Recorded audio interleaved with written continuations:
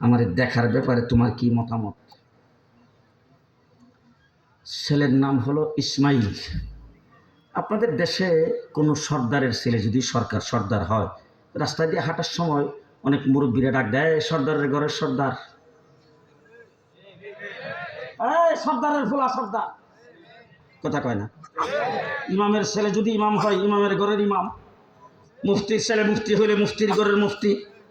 এমপির ছেলে এমপি হইলে এমপির ঘরের এমপি। ঘুমাইছে। শাইখুল হাদিস সাহেবের ছেলে শাইখুল হাদিস, শাইখুল হাদিসের ঘরের শাইখুল হাদিস।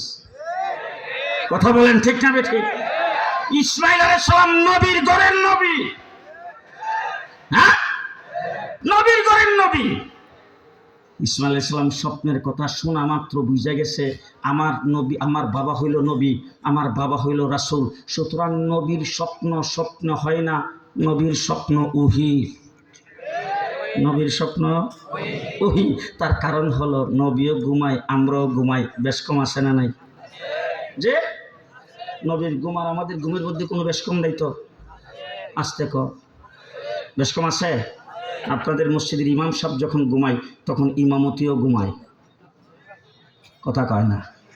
মাদ্রাসার মুহতামিম ঘুমাইলে মুহতামিম গিরিও ঘুমায়, মুহাদ্দিস ঘুমাইলে মুহাদ্দিস গিরিও ঘুমায়, পীর সাহেব ঘুমাইলে পীর গিরিও ঘুমায়, কথা কয় না? ঠিক না ঠিক?